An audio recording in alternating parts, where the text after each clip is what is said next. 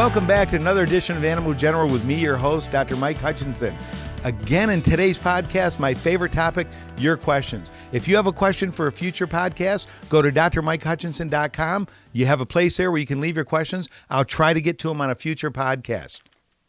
First question comes from Kevin.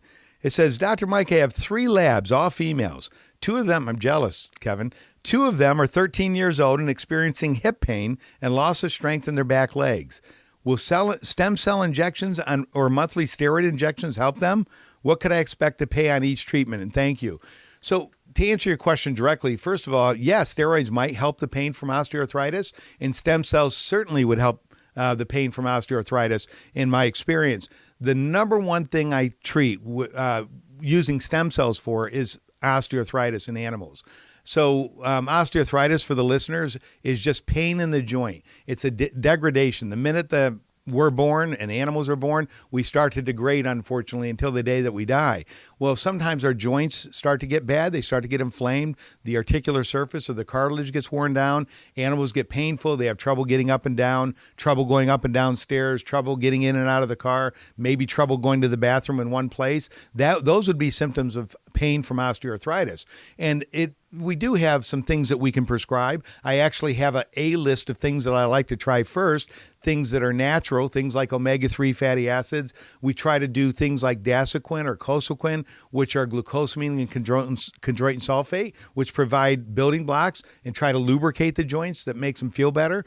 We also use things like non-steroidal anti-inflammatory drugs or laser therapies, class 4 laser therapies, and sometimes even acupuncture or chiropractic manipulations. But if all of those things aren't working, that A list isn't working, then I step it up to things like platelet-rich plasma, PRP, stem cell injections. I personally don't use steroid injections into hips or into joints as a treatment modality in my practice because I don't think it's necessary.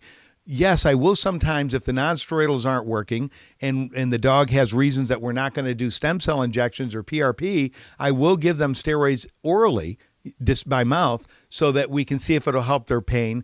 But I don't normally like to prescribe long-term steroids for any pet. I don't think many veterinarians do for obvious reasons. I know that humans will get steroid injections for bursitis and knee pain and things like that, but that's not a builder. That doesn't repair anything. That just blocks pain and helps buy time, basically. And in most people that are getting those steroid injections, it's because they want to avoid a knee replacement or a joint replacement or something of that matter. And I get that.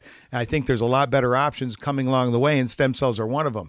Stem cells, on the other hand, have a chance to reduce inflammation, maybe rebuild or regenerate some more cartilage, and also to modulate or change the immune system so that maybe there's not as much inflammation in there. They're very, very good anti-inflammatory products that come from our own repair system. I use stem cells from fat, and I've done over 1,000 of them so far in my career, plan to do 1,000 more if God willing.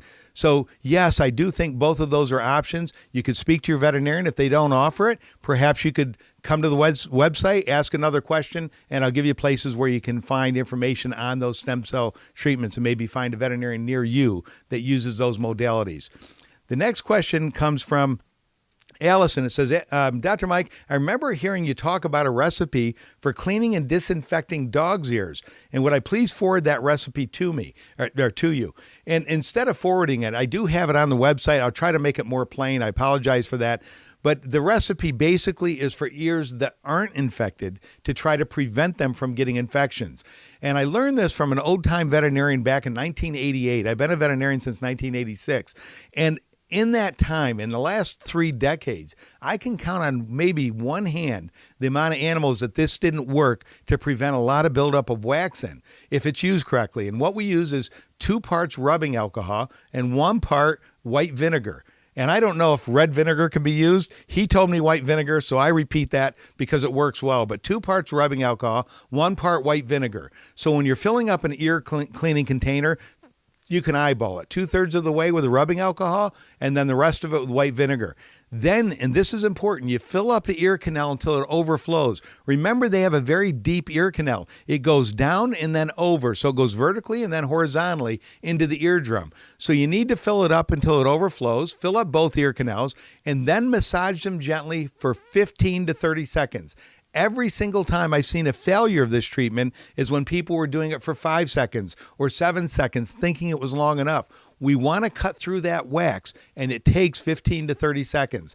So if you have a really bad wax buildup in those ears, I tell people to do it once a day for 3 days, 4 days until they're clean, and then do it maybe once a week or twice a week in the summer or right after they swim or get a bath. If they get water into the ears, that'd be good time. The alcohol helps cut through the wax. The alcohol helps dry out the ear canal, and the white vinegar lowers the pH slightly so that it prevents things like yeast infections and certain bacterial infections. It's a wonderful treatment, or a prophylactic, a preventer, if you will. If there's an infection in those ears, see your veterinarian, treat the infection first, then follow up with this to try to prevent reinfections. Unfortunately, if you put this into an infected ear that's raw and it's bleeding, I don't think your dog's going to ever let you do it a second time. So you give that a try. That's a natural remedy. I think it's an incredibly safe thing to use. You can speak to your veterinarian before using it. A lot of people tell me they've never heard of it before, but when they start using it, they fall in love with it. I use it on my own pets. It works wonderfully. Thank you for that question. The third question, final question, comes from Karen. Says, Dr. Mike, I have an 11-year-old golden retriever in good health. She weighs 72 pounds. The problem is she likes to eat her poop. Yuck.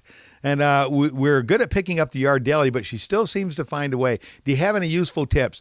Well, that one's an age-old question. It's not abnormal behavior for an animal to eat their own feces. I know how gross that is, but it's not abnormal behavior. It's actually normal behavior. We call it coprophagy. So we're trying to prevent normal behavior, and the best ways we can do it is maybe feed them something.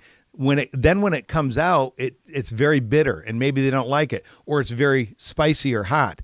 And the ways to do that, there's one product called Forbid, or what it is basically is Adolph's meat tenderizer. You sprinkle it on the food, or you put it on the food according to the directions. When they eat it, it comes out real bitter. That works on 2 out of 3 dogs. I get a lot of clients that come in and say, nope, didn't work on my dog. So then I recommend a product that you can use that will cause it puts in the hot oil of capsicum or hot pepper oil, but it's not hot when they eat it. So they'll eat it, it just releases in the intestine, and then when the feces comes out, it's very, very hot or spicy, and a lot of them won't eat it. That product is called Deter, D-E-T-E-R.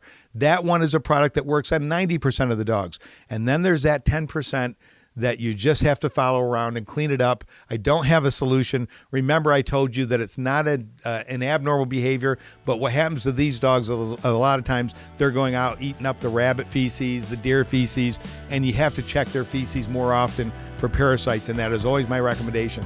Maybe every 3 months, take a sample into your veterinarian and have it checked. Thank you for your questions. Remember, don't just live and let live, but live and help live.